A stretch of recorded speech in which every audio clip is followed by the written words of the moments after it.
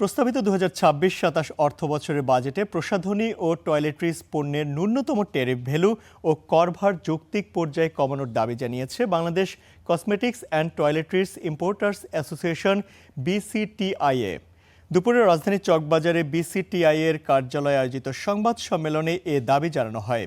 এ সময় সংগঠনের সদস্যরা বলেন, ফেস ওয়াশ, লোশন ও ক্রিমের ট্যারিফ ভ্যালু আংশিক কমানোর প্রস্তাব ইতিবাচক হলেও উচ্চ করভারের কারণে বৈধ আমদানি কমছে এবং বাড়ছে চোরাচালান ও নকল পণ্যের বিস্তার।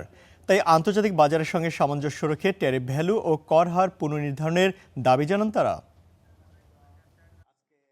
আমরা এমন একটি কর কাঠামোর প্রস্তাব করছি যা হবে বাস্তবসম্মত, রাজস্ব বান্ধব, ব্যবসা বান্ধব এবং ভোক্তা বান্ধব, যার জন্য প্রয়োজন আন্তর্জাতিক বাজার দর ও প্রকৃত আমদানি মূল্যের সাথে সামঞ্জস্য রেখে মিনিমাম ট্যারিফগুলো পুনর্মূল্যায়ন করা, রেগুলেটরি ডিউটি এবং সাপ্লিমেন্টারি ডিউটি যৌক্তিক পর্যায়ে পুনর্নির্ধারণ করা, যাতে তা পার্শ্ববর্তী দেশসমূহের সাথে প্রতিযোগিতামূলক হয়।